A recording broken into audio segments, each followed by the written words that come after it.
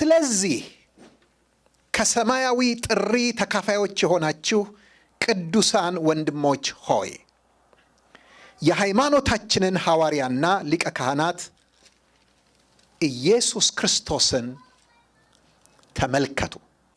አንዳንዴ ጠልቃችሁ መግባት አያምራችሁም? ከኔ ጋር እንድትማሩት ብቻ አይደለም፣ ከዚህ በኋላ በግላችሁም ስታጠኑ ወደ እግዚአብሔር ቃል ውስጥ በጥልቀት መግባትን እንድትማሩ ስለምፈልግ ነው፣ እንዴት ማየት እንዳለባችሁ። እስቲ መግቢያውን ብትንትን አድርገን እንየው፣ ምንም እንኳን አንድ ቁጥር ቢሆንም።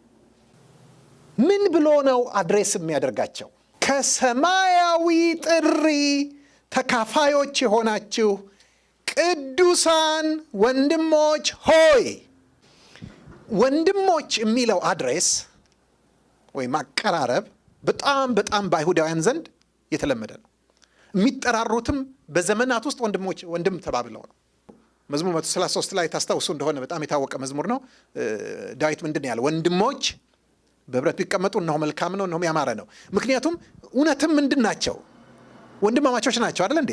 የ12 አባቶች የነገድ አባቶች ልጆች ናቸው። እነዛ እኮ ነገዱ የሚጠራባቸው ስሞች የወንድማማቾች ስም ነው። ስለዚህ ወንድሞች ናቸው፣ ይሄ የታወቀ ነው። እዚህ ጋር ግን የዕብራውያን መልእክት ጸሐፊ ወንድሞች አይደለም የሚለው። ለምሳሌ ታስታውሱ እንደሆነ ሐዋርያው ጳውሎስም በኢየሩሳሌም ሊገሉት በተነሱበት ጊዜ በኋላ ሻለቃው መጥቶ ባስጣለው ጊዜ ለሻለቃው እድል ስጠኝ ልናገር ብሎ ሲፈቅድለት ምን ብሎ ነው አድሬስ ያደረጋቸው? ወንድሞች። ሐዋርያት ሥራን ሄዳችሁ ተመለከቱ፣ በጣም ብዙ ቦታ ታገኝታላችሁ። ሲናገሩ ቀድመው ወንድሞች ብለው ነው አድሬስ የሚያደርጉት። እዚህ ጋር ግን ወንድሞች ብቻ አይደለም የሚላቸው፣ ቅዱሳን ወንድሞች ይላቸዋል። ወገኖቼ ዛሬ ስለዚህ ስያሜ በደንብ ሊገባን ይገባል። ያው ታውቃላችሁ ወንድሞች ሲል ምንም ማለት ነው? እህቶችም ማለት ነው። በዛ ውስጥ የተጠቃለለ ነው። በአይሁድ ባህል እንደዛ ስለነበር። እስቲ አንድ ቃል ልብ በሉልኝ። ምን ብሎ ነው የሚጀምረው? ምዕራፍ 3 ቁጥር 1 አይሰማኝም። ስለዚህ ሁልጊዜ ስታነቡ ለነዚህ ቃሎች ስፍራ መስጠት አለባቸው። ምክንያቱም ስለዚህ ማለት በእንግሊዝኛው for this reason ማለት ነው። ስለዚህ በዚህ ምክንያት በምኑ። ስለዚህ ሁልጊዜ ስለዚህ ስታገኙ ወዴት ነው ማንበብ ያለባቸው? ወደ ላይ ነው አይደለ? ወደ ኋላ ሄዳችሁ ነው ማንበብ ያለባቸው። ይሄ ክፍል የሚናገረው ስለ አንድ ቅዱስ ወንድምነት ነው። ዝም ብሎ ያልሆነ ወንድምነት፣ በስጋ ያልሆነ ወንድምነት፣ ነገር ግን አንድ የሚቀድስ ኃይል ስላለው አንድ ከሰው በላይ የሆነ ከሰው ውጪ የሆነ ከሰው የላቀ ማንነት ስላለበት ወንድምነት ነው የሚናገረው። ይሄ ወንድምነት የተለየ ወንድምነት ነው። ቅዱስ ወንድምነት ነው። ምንድን ነው ይሄን ወንድምነት ቅዱስ ያደረገው? 2 ምክንያቶች ልንገራችሁ። ወደ ኋላ መለስ ብለን ስናይ ቁጥር 10 ላይ የአብን ዲዛይን እናያለን። የአብን የልብ ፍላጎት እናያለን። የአብን የዘላለም ዘመናት ምክር እናያለን። ብዙ ልጆችን ወደ ክብር ሲያመጣ ይላል። ወንድሞቼ እህቶቼ ይሄንን ወቁ። የእግዚአብሔር ትግል ወደ ክብር ሊያመጣችሁ ነው። አሜን። ክብር ሲባል ደግሞ እዚህ ዓለም ላይ ያለ የምታውቁት አይነት ክብር አይደለም። ምንም አታውቁትም። እንደማታውቁት በ10 ጣት ይፈርማል። እዚህ ዓለም ላይ ስንኖር ክብር ብለን የምንላቸው ነገሮች አሉ አይደል እንዴ? የፕሬዚደንት ክብር፣ የጠቅላይ ሚኒስትር ክብር፣ የንጉስ የነገስታት ክብር ወይም የተለያየ ክብር ብለን ብዙ ነገር ልናስብ እንችላለን። ስታስቡ ብትውሉ ስታስቡ ብታድሩ ልታገኙት አትችሉም። ምክንያቱም ምን ይለናል? አንደኛ ቆሮንቶስ ምዕራፍ 2 ቁጥር 7 ጀምሮ ነገር ግን እግዚአብሔር ከዘመናት በፊት ለክብራችን አስቀድሞ የወሰነውን ተሰውሮም የነበረውን የእግዚአብሔርን ጥበብ በሚስጥር እንናገራለን ካለ በኋላ ቀጥሎ ምን ይላል መሰላችሁ? ነገር ግን ዓይን ያላየው ጆሮም ያልሰማው በሰውም ልብ ያልታሰበው ተብሎ እንደተጻፈ እንዲሁን እናገራለን ይላል። ይሄን ክብር ዓይን ምን አድርጎት አያውቅም። ጆሮ ምን አድርጎት አያውቅም። የሰውም ልብ ምን አድርጎት አያውቅም፣ አስቦት አያውቅም። እግዚአብሔር ግን ለሚወዱት ያዘጋጀው። ስለዚህ ምን እናያለን እዚህ ጋር? ልጆቹን ማክበር የሚፈልግ አባት አይታያችሁ?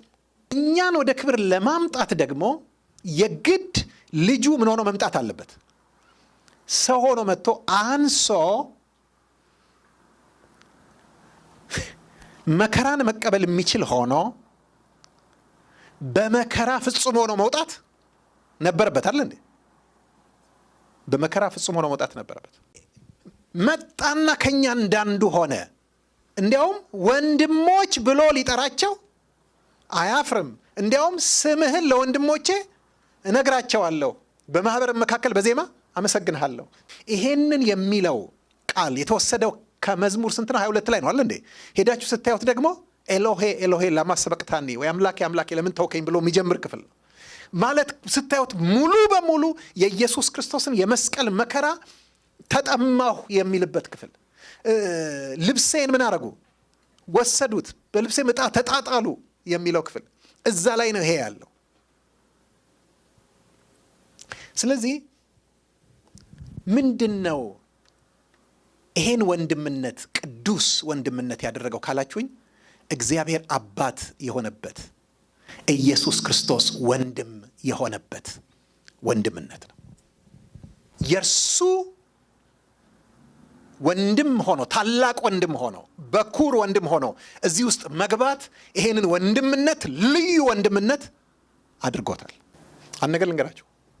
በእምነት ያገኛችኋቸውን በቤተ ክርስቲያን ውስጥ ያገኛችኋቸውን ሰዎች ወገኖቼ ዝም ብሎ እንደ ጓደኛ ልታዩዋቸው አይገባም። ዝም ብሎ እንደ አገር ልጅ ልታዩዋቸው አይገባም። የሚመቿችሁን እንደ ጥሩ ሰው የምታቀርቧቸው እንትን የምትሏቸውን ደግሞ የምትሸሿቸው አይነት አድርጋችሁ ልታስቧቸው አይገባም። ወገኖቼ አንድ ነገር ልንገራችሁ።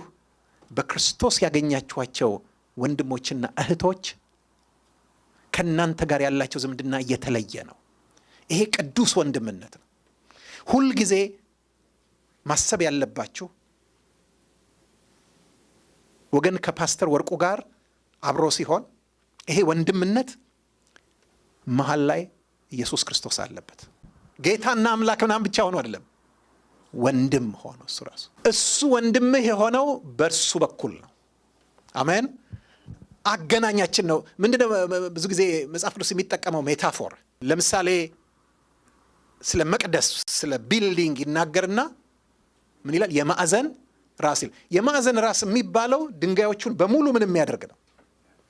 የሚያገናኝ ነው።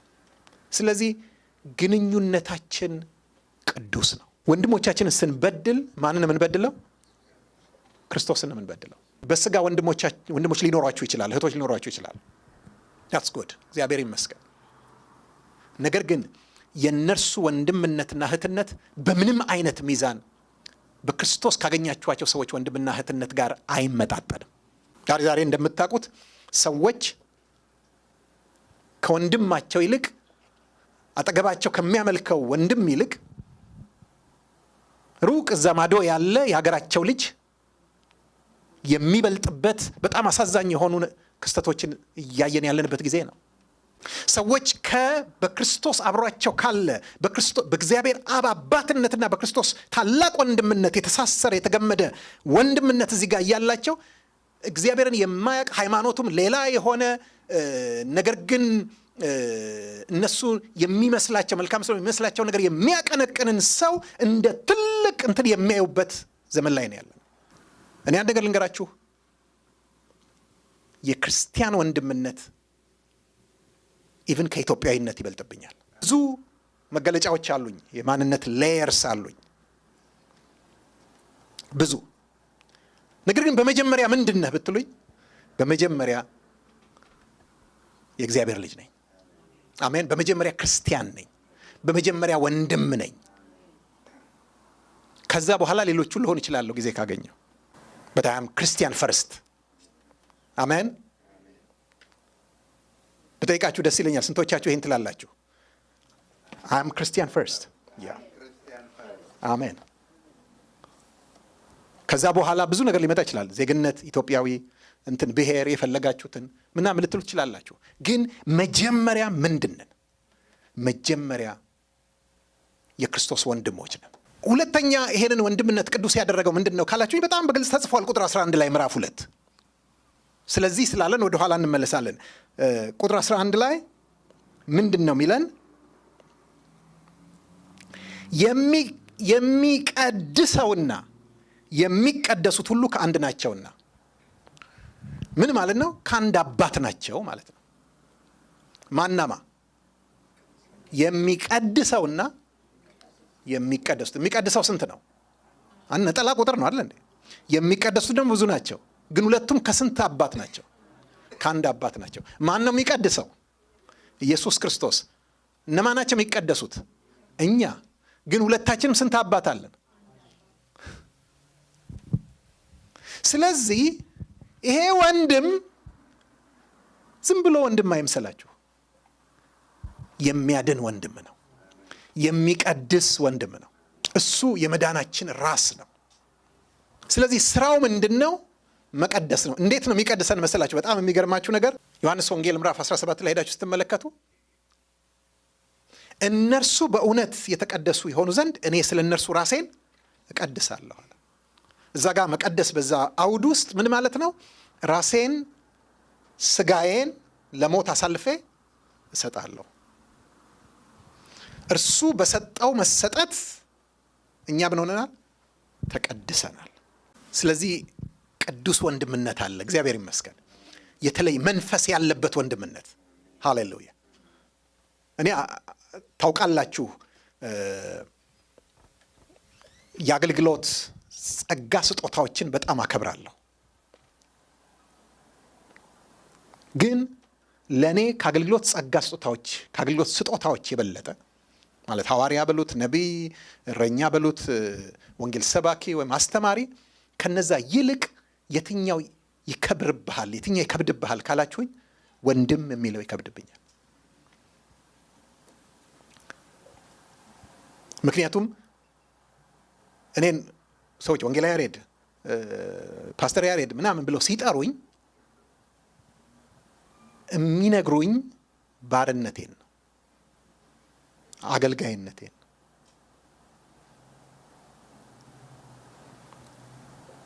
ወንድም በሚሉኝ ጊዜ ግን ልጅነቴን ነው የሚያመለክቱኝ። ወንድም ለሆነ የቻልኩት ምን ስለሆንኩ ነው? ልጅ ስለሆንኩ ነው። ወንድም ያሬድ ሲሉ የማን ወንድም እያሉኝ ነው? የክርስቶስ ወንድም እያሉኝ ነው። አሜን። ስለዚህ ማዕረጌን ነው እየነገሩኝ ያሉት። አንዳንዶች ይሄ ቢገባቸው ይህንን ቢረዱና ወንድም ሲባሉ የሚያኮርፉ ስላሉ ብዬ ነው። ጠርተው ማን እንደሆንኩ አታውቀኝም ምናምን ብለው የሚሉ ስላሉ ነው። አልገባቸውም። ይሄ የእውቀት ማነስ ብቻ ነው፣ ሌላ ምንም ምክንያት የለም። ክፋትም አይደለም። አንዳንድ ጊዜ የመረዳት ማነስ ነው። በነገራችን ላይ እዚህ ጋር ቅዱስ የሚለው ምናችን ሆኖ መጥቷል ማለት ነው። ታይትላችን ሆኖ እኮ መጥቷል። አንድ ነገር ልንገራችሁ ወገኖች፣ ቅድስና ስሜታችሁ አይደለም። አንዳንድ ጊዜ ጠዋት በጣም ቅድስና ይሰማናል አለ፣ አንዳንድ ቀን ከሰዓት ደግሞ ቅድስና አይሰማንም። እና እኔ ቅዱስ ማለቴ ላቆም ነው። ቅዱሳን ወንድሞች የሚለው ይገባችኋል አባባሌ ነው። በእናንተ ስሜት ላይ የተመሰረተ አይደለም። ቅድስና የተመሰረተው በክርስቶስ ስራ ላይ ነው። በነገራችን ላይ ልንገራችሁ አይደለም፣ ጌታ በየቀኑ ጠዋት እየመጣ አይቀድሰንም። ይሄን ማወቅ ከፈለጋችሁ አንዴ ተቀድሳችኋል። once for all አሜን። ይሄንን ደግሞ ዝም ብያለሁ ብላችሁ ራሱ የዕብራውያን መልእክት ይሄንን ይነግረናል። ምዕራፍ 10 ላይ ላንብብላችሁ። ምዕራፍ 10 ቁጥር 10 ምን ይላል? በዚህም ፈቃድ ይላል። በዚህም ፈቃድ ሲል ምንድነው? አብ ወልድ ኢየሱስ ክርስቶስ ስጋውን አሳልፎ እንዲሰጥ በፈቀደው ፈቃድ ማለት ነው። በዚህም ፈቃድ የኢየሱስ ክርስቶስን ስጋ አንድ ጊዜ ፈጽሞ ይላል። አንድ ጊዜ ፈጽሞ በማቅረብ ተቀድሰናል ይላል። ምን ማለት ነው? ጌታ ክርስቶስ once for all ነው ሰውን ስጋውን ያቀረበው እኛን ለመቀደስ ማለት። በየጊዜው ሲያቀርብ አይኖርም። እነዛ በጣም ብዙ መስዋዕት ያቀርቡ ነበር ይላል። እነዛ ካህናት እነሱም ለምንድን ነው ብዙ ሲያቀርቡ የነበሩት? ምክንያቱም የሚያቀርቡት መስዋዕቱ ፈጽመው ስለማያነጻና ሰዎቹ በህሊናቸው አሁንም ኃጢአተኛ ነው የሚል ክስ ስላላቸው ነገ መስዋዕት ይዘው ይመጣሉ፣ ከነገ ወዲያ መስዋዕት ይዘው ይመጣሉ። ሁሌ መስዋዕት አለ። እሱ ግን አንድ ፍጹም መስዋዕት አቅርበው በሰማያት በግርማው ቀኝ ተቀምጧል። አሜን። ሁሌ አያቀርብም። ይሄን ብቻ ግን አይደለም የሚለን ምዕራፍ 10 ቁጥር 10 ላይ ይሄን ካለም በኋላ ይቀጥልና ቁጥር 14 ላይ አንድ ጊዜ በማቅረብ የሚቀደሱትን የዘላለም ፍጹማን አድርጓቸዋልና። ሃሌሉያ። በእግዚአብሔር አባትነት በመንፈስ ቅዱስ ወላዲነት። ቆይ አንድ ነገር ልንገራችሁ። ማን ነው የወለደን? አብ አይደለም። አብ ከማን ነው የወለደን? ወይም በማን ነው የወለደን? ታውቃላችሁ? ከስጋ የተወለደ ሁሉ ምንድን ነው? ከመንፈስ የተወለደ ደግሞ ከምን የተወለደ? ከመንፈስ የተወለደ። ስለዚህ እግዚአብሔር በመንፈሱ ነው አይደል የወለደን? አይደል እንዴ? በመንፈስ ቅዱስ ነው የወለደን። ወገኖቼ አስገራሚ ነው። ስለዚህ ቤተሰብ አይታያችሁም? እንደ ምድራዊ እንደ ሰው ቤተሰብ አታስቡት፣ ግን ቤተሰብ ነው የምናየው። ቅዱሳን ወንድሞች ሆይ ምን የሆናችሁ ከሰማያዊ ጥሪ ተካፋዮች የሆናችሁ። ተካፋይ የሚለው ቃል ግልጽ ሊሆንልን ይገባል። ምክንያቱም ምን እንደምንካፈል እንድናውቅ። ሜቶኮስ ነው የሚለው የግሪኩ ቃል እዚህ ጋር። የሚገርማችሁ ሜቴኮስ የሚለው ቃል ቀደም ሲል ምዕራፍ 1 ላይ አይተነዋል፣ ግን ተካፋይ የሚል አይመስልም። ላንብብላችሁ። ቁጥር 9 ላይ ምዕራፍ 1 ጽድቅን ወደድህ አመፅን ጠላህ፣ ስለዚህ እግዚአብሔር አምላክህ ከጓደኞችህ ይልቅ በደስታ ዘይት ቀባህ ይላል። ከጓደኞችህ የሚለው ቃል ሜቶኮስ ነው የሚለው። ጓደኝነት ምንድን ነው? ምንድን ነው ጓደኝነት ካላችሁኝ፣ ጓደኛ ማለት ተካፋይ ማለት ነው። ሜቶኮስ ምን ማለት ነው? ደስታችንን ምን የሚያደርግ፣ ሐዘናችንን ምን የሚያደርግ፣ የሚካፈል። ሐሳብ ሲኖረን ሐሳባችንን የሚካፈል፣ ሳቅ ሲኖረን ሳቃችንን የሚካፈል። ይገባችኋል አባል? ገንዘባችንን ምን የሚያደርግ፣ ሲቸገር ምን የምናደርገው፣ ምን ቆርስለት ስንቸገር ምን የሚያደርግልን። ይገባችኋል አባል? ዳትስ ጓደኝነት። አብሮ የሚበላ እየተገናኘ አለ እንዴ? አብሮ ጊዜ የሚያሰል ጓደኝነት ተካፋይነት ነው። እዚህ ጋር ተመልከቱ። ክርስትናን እንዲህ ካልተረዳ ነው ወገኖች፣ አንድ ነገር ልንገራችሁ። በዘመናችን ያለው የቤተ ክርስቲያን ቅርጽ፣ በዘመናችን ብቻ ማለት ነው፣ የአሁኑ ይሄን ዘመን ለማለት ሳይሆን ከመጀመሪያው ክፍለ ዘመን ወይም ከመጀመሪያዎቹ አማኞች ጋር እያነጻጸርኩ ነው። አዲስ ኪዳን ከተጻፈበት ከመጀመሪያው ሴንቸሪ ጋር እያስተያየው ወገኖች፣ በፍጹም ሊገባን አይችልም የተጻፈው ነገር ይሄንን ካልተረዳን። እኛ አሁን የምናውቀው ቸርች የምንመጣው በግላችን ነው አይደል እንዴ? ስለዚህ ኢንዲቪጁዋል እንደሆንን ነው የምናውቀው፣ ግለሰቦች ነን። ብዙ ሰዎች ይመጣሉ ይገባሉ። ከዛስ ቸርች እሑድ ምን ያደርጋሉ? ገበል ይካፈሉና ሊያልቅ ሲል ሰዓት አይተው ምን ያደርጋሉ? አባታችን ሲባል ይወጣሉ። ከዛ ምን ይላሉ? አይም ክርስቲያን ይላሉ አለ እንዴ? ወገኖቼ ልንገራችሁ፣ ክርስትና በመጀመሪያው ክፍለ ዘመን ክርስትና አዲስ ኪዳን ገጾች ላይ እንደሰፈረልን ተካፋይነት ነው፣ ባልንጀርነት ነው፣ ጓደኝነት ነው፣ ፓርትነርሺፕ ነው። ዊ አር ፓርቴከርስ፣ ሼረርስ። ኮመንዌልዝ አለን። አሜን። የጋራ ብልጽግና አለን፣ የጋራ ሀብት አለን። ስለዚህ ያንን የምንካፈል ነን። መካፈል ነው ክርስትና። ሐዋርያው ጳውሎስ ለፊልጵስዩስ ሰዎች ምን ይላቸው? በመከራዬ ስለተካፈላችሁ አመሰግናችኋለሁ ይላቸዋል አለ። ስለዚህ ምንም ነው የምንካፈለው፣ መከራም ነው ሐዘንም። ክርስትና መካፈል ነው። ግን ዋናው የሰበሰበን ሐዘን መካፈል አይደለም፣ ደስታ መካፈል አይደለም። የሰበሰበን መካፈል አለ። ከሰማያዊው ጥሪ ተካፋዮች የሆናችሁ ቅዱሳን ወንድሞች። ስለዚህ የመጀመሪያው የምንካፈለው ነገር ምንድን ነው? ጥሪ ነው። ይሄ ጥሪ ደግሞ አፕዋርድ ነው፣ ሄቨን ዋርድ ነው፣ ሰማያዊ ነው። የዕብራውያን ጸሐፊ ይሄንን ቃል በጣም ይወደዋል። ሜቶኮስን ተካፋዮች የሚለውን ለምሳሌ ቶሎ ቶሎ ላሳያችሁ። 3:14 ላይ ብትመጡ የመጀመሪያ እምነታችንን እስከ መጨረሻው አጽንተን ብንጠብቅ የክርስቶስ ተካፋዮች ሆነናልና፣ ወይም እንሆናለን። የክርስቶስ ተካፋዮች እንሆናለን። ስለዚህ ይሄ ጥሪ ማንን እንድንካፈል ነው?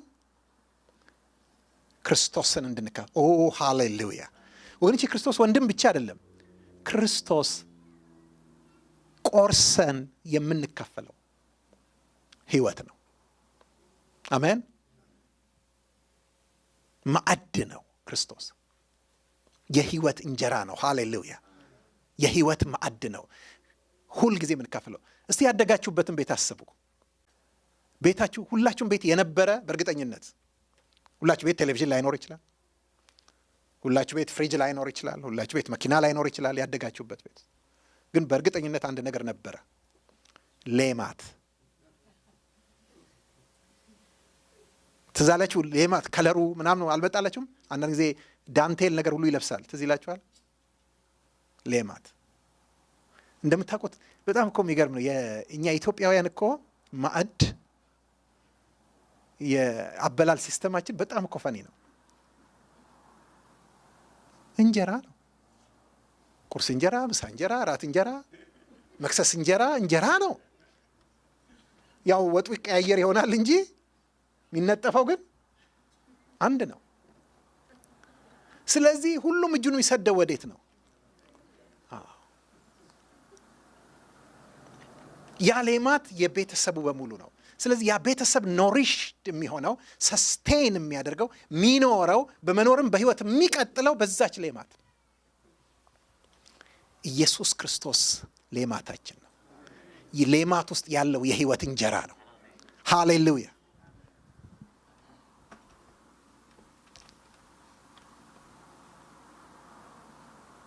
ወገኖቼ በጣም ደስታ ይሰማኛል።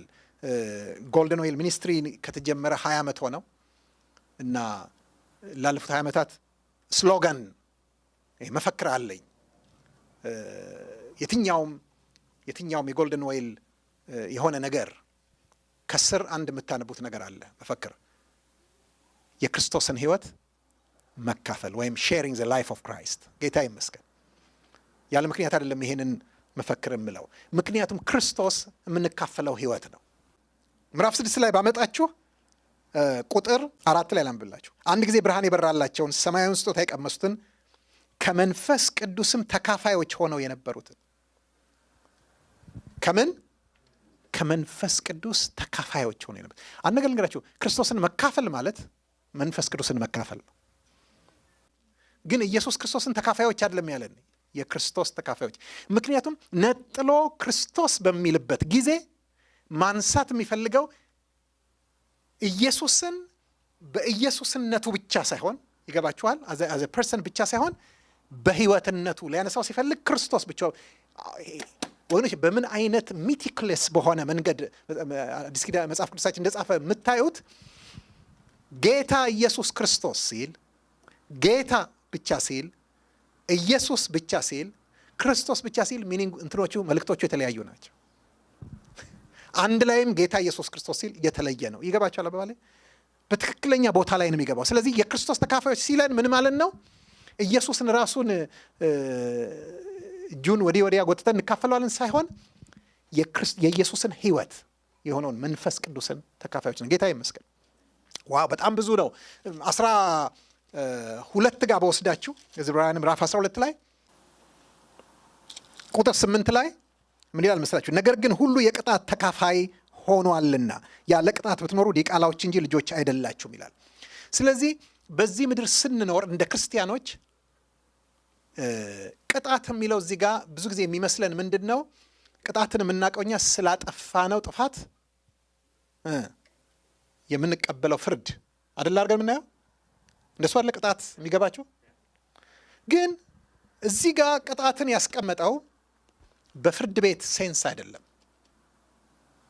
አይደል እንዴ? በቤተሰብ ሴንስ ነው። እንግሊዘኛው የሚለው ቻስቲስመንት ነው። ፐኒሽመንትም እንኳን አይደለም የሚለው ቻስቲስመንት ነው። ቻስቲስመንት ምንድን ነው?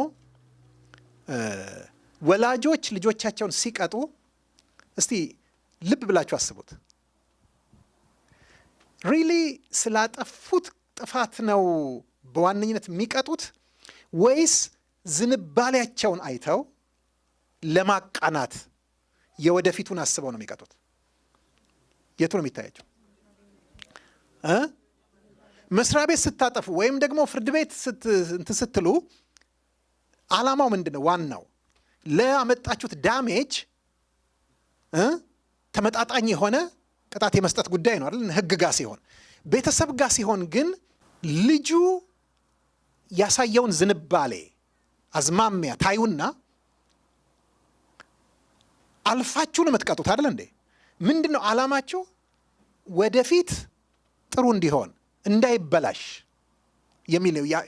ምድራዊ ወላጆች በዚህ ዓላማ ነው የሚቀጡት። እዚህ ጋም በኋላ ስንደርስበት እናየዋለን። ግን የእግዚአብሔር ቅጣት ስላጠፉት የሚቀጣ ቅጣት ሳይሆን ለመቅረጽ፣ ለማበጀት የሚፈልገውን አይነት ባህሪ እንድንይዝ ለማድረግ ብሎ አንዳንድ ጊዜ ፔን እንድናደርጋቸው የሚፈቅዳቸውን ነገሮች ነው የሚናገረው። ስለዚህ ልጅ ሁሉ በዚህ ውስጥ ተካፋይ ነው።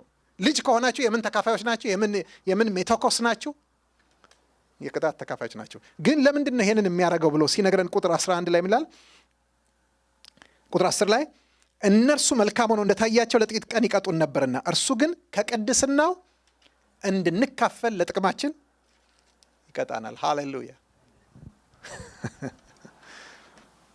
ስለዚህ ሜቶኮስ ነን። ቅዱሳን ወንድሞች ብቻ አይደለንም፣ ተካፋዮች ነን። አሜን። ግን ተካፋይነታችን የምንካፈለው ግን ምድራዊ ነገር አይደለም፣ ምድራዊ ሀብት አይደለም፣ ምድራዊ ጥሪት አይደለም። እሱንም እናደርጋለን። በዋነኝነት ግን የሰማያዊው ጥሪ ተካፋዮች ነን። እኛ ተጠሪዎች እንጂ ጠሪዎች አይደለንም። ማናችንም ራሳችንን ጠርተን አልመጣንም። ጥሪ ደርሶን ምላሽ ሰጥተን የመጣ ነው። እንዘልቀዋለን፣ እናልፋለን፣ እንደርስ ይሆን? አንድ ነገር ልንገራችሁ፣ የጠራን የታመነ ነው፣ እርሱም ያደርገዋል። ማለት ሲጠራህ ጉልበትህን ታምኖ፣ ሲጠራሽ አቅምሽን ታምኖ አይደለም፣ ጸጋውን ታምኖ ነው። ክርስትና ምንድን ነው? ጥሪ ነው። ምን አይነት ጥሪ ነው? ሰማያዊ ጥሪ ነው። የዚህ ጥሪ ምንድን ነን? ተካፋዮች ነን። ይሄ ጥሪ የአንድ ሰው ወይም የጥቂት ቡድን አይደለም፣ የሁላችንም ተካፋዮች ነን። ጌታ ይመስገን። እሺ፣ ስለዚህ ከሰማያዊ ጥሪ ተካፋዮች የሆናችሁ ቅዱሳን ወንድሞች ሆይ የሃይማኖታችንን ሐዋርያና ሊቀ ካህናት ኢየሱስ ክርስቶስን ምን አድርጎ ተመልከቱ። ኦኬ፣ ኢየሱስ ክርስቶስ የምናችን ሐዋርያና ሊቀ ካህን ነው? አይሰማኝም። እንደዚህ ስጠይቅ ቶሎ ነው መልስ የምፈልገው። የምናችን ኦኬ፣ ሃይማኖት ምን ማለት ነው? ባይ ዘ ዌይ እንዲያውም እኛ በጣም ረቂቆች እኮ ነን። አንዳንድ ጊዜ ምን ላል መሰላችሁ? እኛ ሃይማኖተኞች አይደለንም፣ አማኞች ነን እንላለን። አዚፍ ሃይማኖትና እምነት የተለያዩ ነገሮች። አንደኛው ራሳችን በፈቃዳችን ምን ሰጥተነዋል? በቃ ይሄ ባህላዊ ልማዳዊ ምናምን ሲሆን ምንድን ነው ይሄ የሃይማኖት ሰዎች አትሁኑ ምናምን ሲባል ሰማችሁ? ሃይማኖት አይደለም የሚያድንሽ፣ ሃይማኖት አይደለም የሚያድንህ ምናምን ሲባል ሰምታችሁ? የሚያድነው ሃይማኖት ነው፣ ሃይማኖት ያድናል። ሲምፕሊ ሃይማኖት ምን ማለት እንደሆነ አልገባንም። በነገራችን ላይ ሃይማኖት እምነት ነው ብለናል አለ። ምክንያቱም አዲሱ መደበኛ ትርጉም እዚህ ጋር የሃይማኖታችንን ብሎናል የሚለው። አዲሱ መደበኛ ትርጉም የእምነታችንን ነው የሚለው። እምነት በእንግሊዝኛ ምንድን ነው? ፌዝ አይደለ? ግን ሄዳችሁ በእንግሊዝኛ እንኳን ብታነቡት ፌዝ አይልም። the apostle, the envoy, the messenger and the high priest of our confession ነው የሚለው። ስለዚህ በእንግሊዝኛ ሃይማኖት ምን ማለት ነው? ኮንፌሽን ማለት ነው። ኦኬ እሱ ልተርጉምላችሁ። በግሪኩ እዚህ ጋር ሃይማኖት የሚለውን ሌላም ብዙ ቦታዎች ላይ ሃይማኖት የሚለውን ምን ብሎ ነው የሚለው? ሆሞሎጊያ። ልነጣጥለው። ስንት ቃል ነው? 2 ቃል ነው። ሆሞሎጊያ። አንደኛውን በኮመን ሴንስ ታውቁታላችሁ። ሆሞ ምንድን ነው? ተመሳሳይ ማለት ነው። ተመሳሳይ ማለት ነው። ሎጊያ ሎጎስ የሚለውም ቃል አለን። በሱ ሊገባችሁ ይችላል። ሎጊያ ማለት ምንድን ነው? ንግግር ነው። ስለዚህ ሆሞሎጊያ ማለት ምን ማለት ነው? ሰምሃው ተመሳሳይ ንግግር አለ። ኮንፌሽን አፕሮፕሪየት ቃሉ እሱ ነው። ሆሞሎጊያን መዝገበ ቃላቱ ምን ብሎ የሚተረጉመው? ንግግር፣ ኑዛዜ፣ ስምምነት፣ ወጥነት፣ ምስክርነት ወዘተ እንደዚህ እያለ ነው የሚተረጉመው። ኦኬ ሃይማኖት አሁን ምን እንደሆነ በደንብ ሊገባችሁ እፈልጋለሁ። ሃይማኖት ማለት በልባችን አምነን በአፋችን የምንናገረው እርሱ ነው ሃይማኖት የሚባለው። መካነ ኢየሱስ ቤተ ክርስቲያን አምልኮ የሚያቅሰው ወይም ኤኒ ሉትረን የሆነ በዓለም ዙሪያ የትም ቦታ ሉትረን አምልኮ እጃችሁን አሳዩ። ኦኬ ሌላው ቢቀር አባቢን በደንብ አውቃለሁ። አባቢና ቃቁ መካነ ኢየሱስ ውስጥ ያገለግሉ ነበር። ሁልጊዜ የአምልኮ ስብሰባ በሚደረግበት ጊዜ አንድ የማይቀር ነገር ምንድን ነው አባቢ? የሃይማኖት መግለጫ አይደል እንዴ? እኔ ሁሉን በሚችል ሰማይና ምድርን በፈጠረ በእግዚአብሔር አብ አምናለሁ አይደል እንዴ? ከድንግል ማርያም በተወለደ በጴንጤና ጲላጦስ ዘመን መልካም መታመን መሰከረ።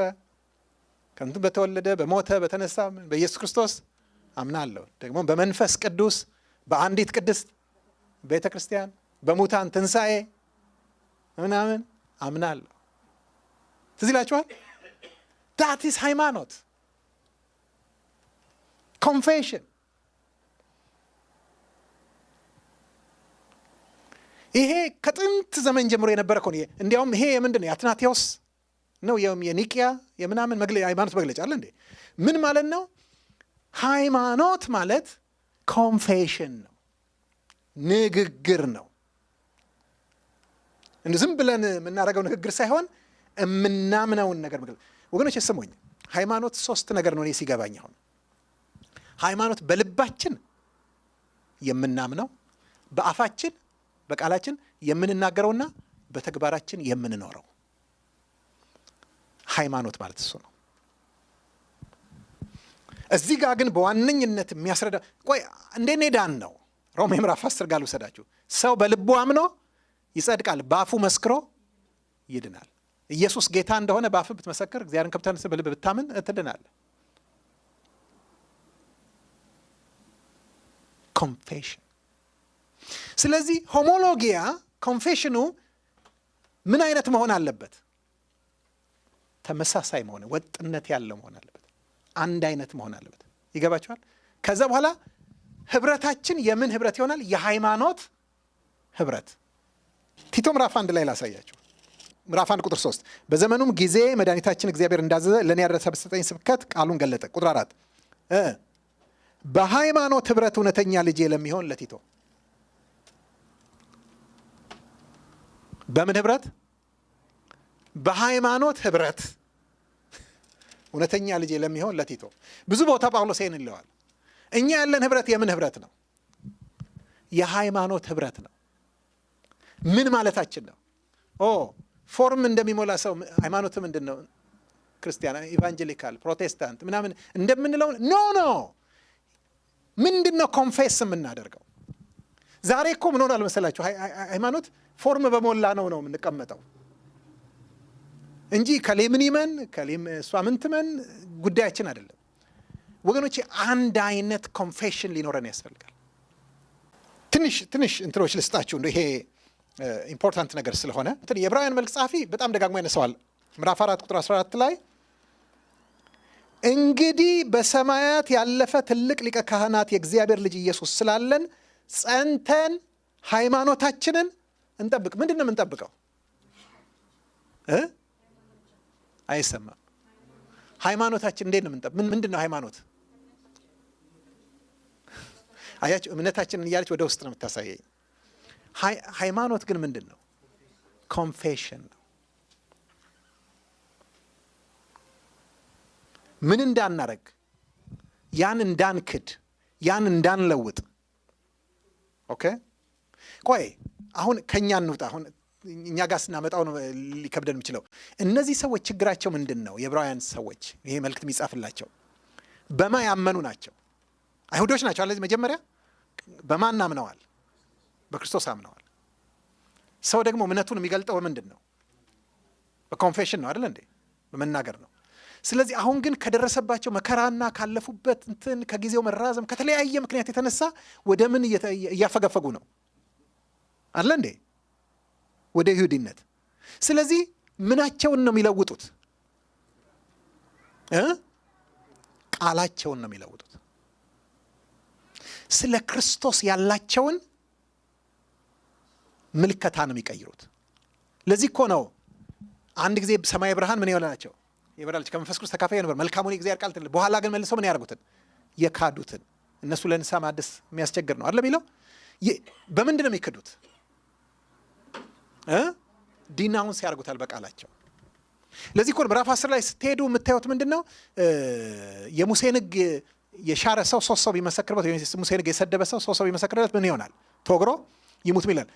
የእግዚአብሔርን ልጅ የረገጠ የተቀደሰበትን የኪዳኑን ደም እንደ ርኩስ ነገር የቆጠረ የጸጋውን መንፈስ ያክፋፋ 3 እንዴት የሚብስ ቅጣት ይቀበል? ምን ማለት? እነዚህ ነገር የሚያደርጉት ሰዎች በምንድን ነው? ኮንፌሽን። ኦኬ ኮንፌሽንን ትንሽ እንድታዩት አንደኛ ጢሞቴዎስ 6 ጋር ቶሎ ልውሰዳችሁ በፍጥነት። አንደኛ ጢሞቴዎስ 6 12 እና 13ን ስናይ የሚገባን ይመስለኛል። መልካሙን የእምነት ገድል ተጋደል፣ የተጠራህለትንም በብዙም ምስክሮች ፊት በመልካም መታመን የታመንህለትን የዘላለምን ሕይወት ያዝ። ዩሲ እዚህ ጋር ምንድን ነው የሚለው? መታመን። ሃይማኖት አይደለም የሚለው እዚህ ጋር መታመን። በብዙ ምስክሮች ፊት በመልካም መታመን የታመንህለትን ምን ማለት ነው? ስለምኑ ነው የሚናገረው? የሚሰሙት አሉ የሉም? ምስክሮች አሉ የሉም? ሊመሰክሩ የሚችሉ ብዙ ሰዎች ባሉበት በድፍረት በዛን ጊዜ እኮ ወገኖች ኢየሱስ ጌታ ነው ማለት እኮ ሊያስገድል የሚችል ነገር ነው። ምክንያቱም ቄሳር ጌታ ነው የሚል ሃይማኖት ስላለ። ግን በድፍረት ምን አረገ? መሰከረ። ከዛ ይቀጥልና ምን ይለዋል መስላችሁ? በመልካም መታመን የታመንህለትን የዘላለም ሕይወት ያዝ ይልና ሁሉን በሕይወት በሚጠብቅ በእግዚአብሔር ፊት በጴንጤናዊው በጲላጦስ ዘመን መልካሙን መታመን በመሰከረ በክርስቶስ ኢየሱስ ፊት አዝሃለሁ። ምንድን ነው መሰላችሁ የሚለው? መልካሙን ሆሞሎጊያ ጠብቅ ነው የሚለው። መልካሙን መታመን። ከዛ ይቀጥልና ኢየሱስ ክርስቶስ ራሱ በእግዚአብሔር ፊት በጴንጤናዊም በጲላጦስ ዘመን መልካሙን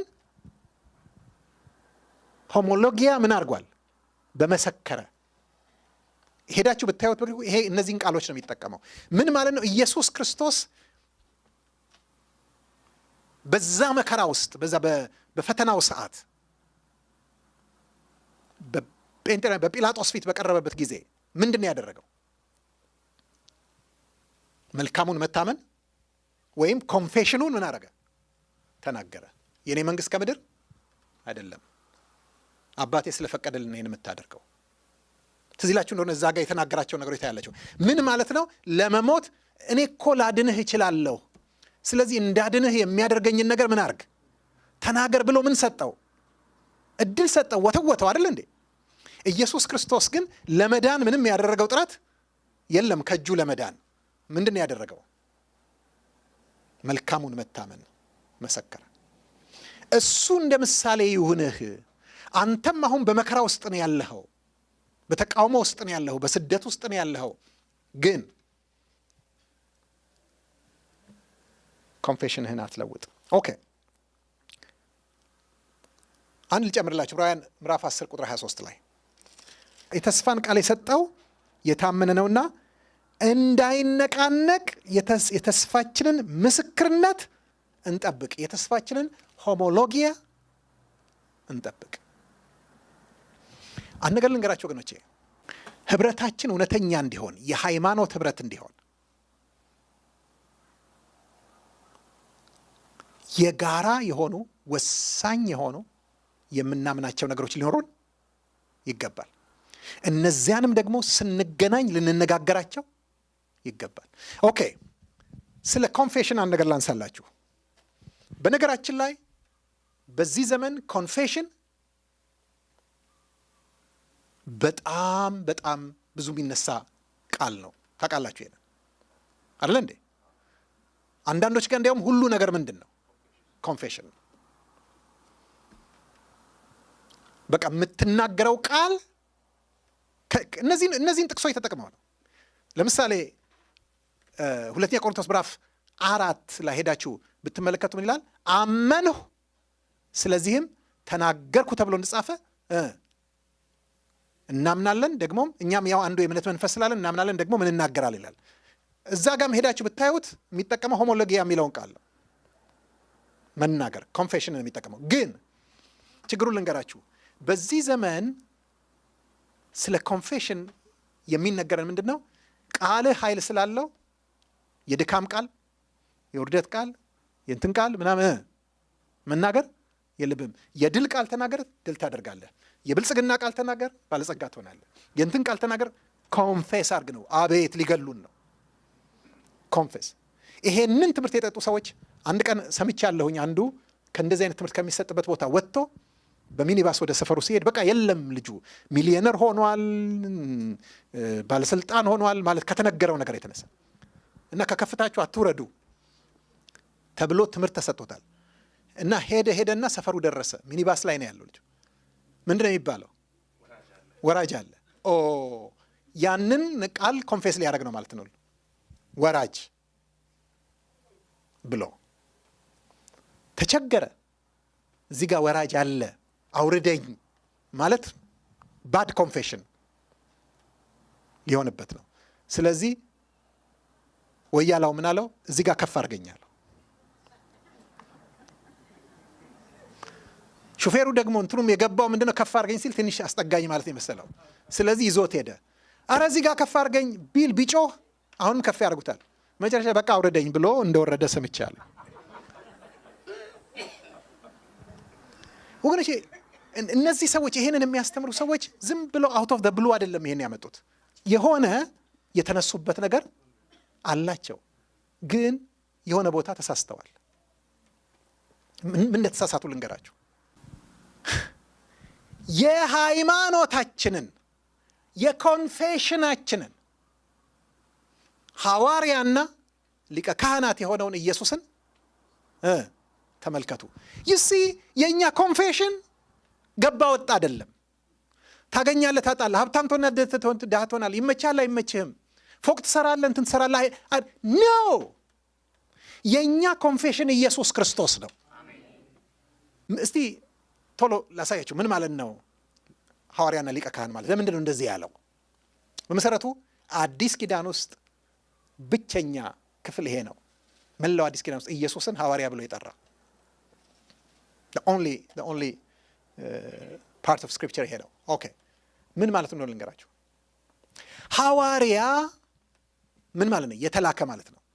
ስለዚህ ኢየሱስ ክርስቶስ የተላከ ነው። ምን ማለታችን ነው? ከማ ወደማ? ከእግዚአብሔር ከአብ ወደ ምድር ወደ ሰው፣ ከሰማይ ወደ ምድር፣ ከሰው ከእግዚአብሔር ወደ ሰው የተላከ ነው። ይሄንን ብሎ ቢያቆም ኖሮ ምንድን ነው የሚያሳየን? የስ ኢየሱስ ክርስቶስ ዮሐንስ ወንጌሉ በጣም ደጋግሞ ምን ብሏል? ደጋግሞ አብ ልኮኛል፣ የላከኝን እንጂ የራሴን ፈቃድ አልሻም፣ ተልኬያለሁ ብዙ ቦታ ብሏል። ነገር ግን ኢየሱስ ክርስቶስ የእምነታችን የኑዛዜያችን ሐዋርያ ብቻ አይደለም፣ ሊቀ ካህናትም ነው። ሊቀ ካህን ከማ ወደ ማን ነው መሄደው? ከሰው ወደ እግዚአብሔር ነው መሄደው።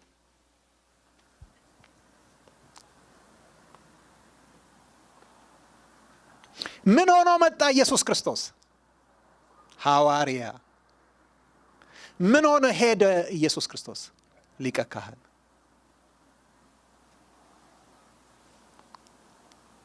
ሐዋርያ ሲመጣ ማንን ወክሎ ነው የሚመጣው? የላከውን አለ እንዴ? ስለዚህ ሲመጣ ማንን ወክሎ መጣ? አባቱን እግዚአብሔርን። ሲሄድ ማንን ወክሎ ሄደ? ሰውን፣ እኛን። እሱ እዚህ መጣና አብን አሳየን ሲሉት እስከ ዛሬ ከእናንተ ጋር ስኖር እኔን ያየ አብን አየ አለ። ምን ማለት ነው? እኔ አብ ነኝ ማለቱ አይደለም። ነገር ግን እኔን በማየት አብ ምን እንደሚመስል ማወቅ ትችላላችሁ አለ እንዴ? ኦኬ። የሚገርማቸው ነገር መላእክት እዛ ሰው ግን ምንድን ነው የሚመስለው? ሰው ምናምን እዛ ሰማይ ቤት ሲሉ እስካሁን ድረስ ይላል እኔን ያየ ሰውን አይቷል። እኛ አሁን እንዴ መልአኩ እኮ ዮሐንስ ራእይ ላይ ልሰግድ ሲሉ አራቃራቃ ዚዮ ያለው እዛ እኮ የሚያውቀው ስላለ ነው። ይገባችኋል? ሰውን ድሮ እኮ ዝም ይሏቸው ነበር አለ እንዴ? በብሉይ ኪዳን በመላእክ ፊት ምናምን ሲሉ ይሄ አክብሮት ምናምን እያልን የምንለው ማለት መላእክት እኮ በብሉይ ኪዳን ላይ ሲሰግዱም ለመላእክቱ ዝም የተባሉበት ቦታ አለ። ይገባችኋል አባባሌ? አሁን ግን ለምንድን ነው እዚህ ጋር ረክ እንዳታረገው ተጠንቀቅ ምናለ? እዛ ያየሁት ጉድ አለ። ምክንያቱ ይሄን ሰውዬ የሚያየው አሁን በማን ነው? አሜን። መጥቶ ምድር ላይ አባቱን ገለጠ፣ ሄዶ ሰማይ እኛን ገለጠ። ተሳክቶለታል። አባቱንም በመግለጥ ምድር ላይ ተሳክቶለታል፣ እኛንም በመግለጥ በሰማይ ተሳክቶለታል።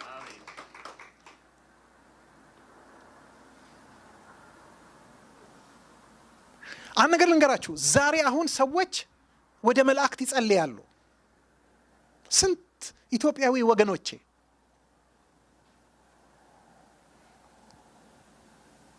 ወደ መላእክት ይጸልያሉ፣ ወደ ሰማዕታት ይጸልያሉ፣ ወደ ጻድቃን ይጸልያሉ፣ ወደ ቅዱሳን ወደሚሏቸው ሰዎች ይጸልያሉ።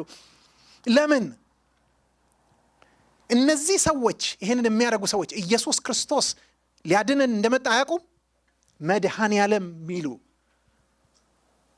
መድኃኔ ዓለም ክርስቶስ ብለው የሚሉ ሰዎች ናቸው። እንደመጣ ያውቃሉ። ግን የሚመስላቸው ምንድን ነው?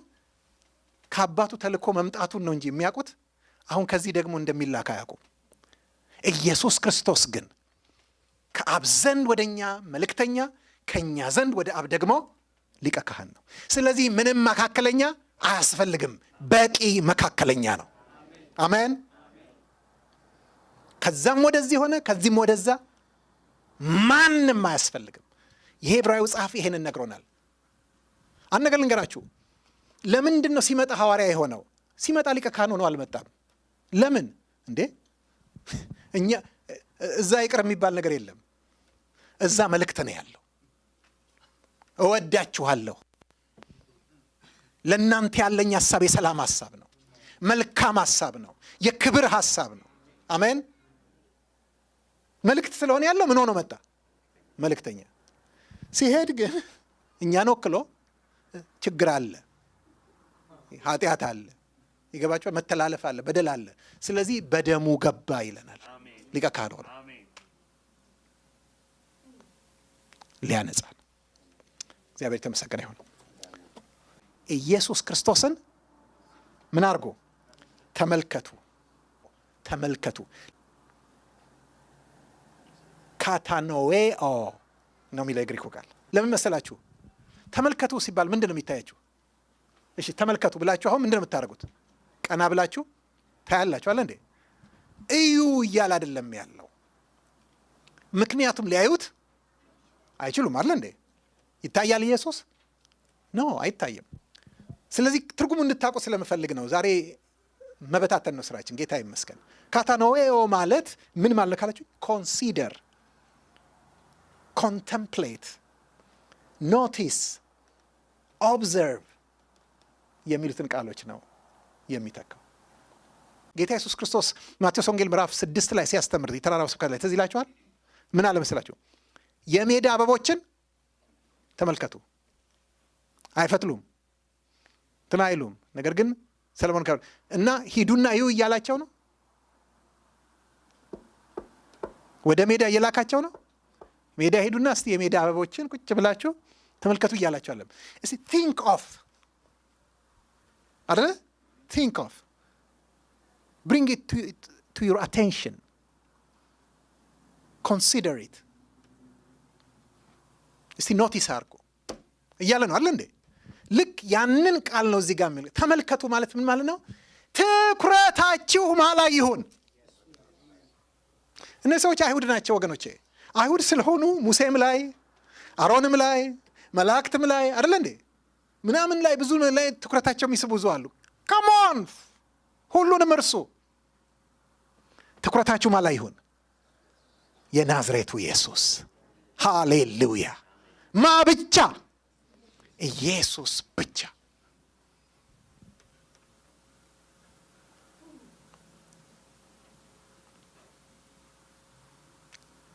ጠዋት ከእንቅልፋችሁ ስትነሱ የመጀመሪያ ነገር ስትነቁ አይምሯችሁ ውስጥ ማይምጣ? ማታ ስተኙ ማንን እያሰባችሁ ተኙ? ቀኑን ሙሉ ማንን እያሰባችሁ ዋሉ? ሃሌሉያ። ይሄን ቃል እንገራችሁና ልጨርስ። ስለዚህ ከሰማያዊ ጥሪ ተካፋዮች የሆናችሁ ቅዱሳን ወንድሞች ሆይ የሃይማኖታችንን ሐዋርያና ሊቀ ካህናት ኢየሱስ ክርስቶስን ምን አድርጉ? ተመልከቱ።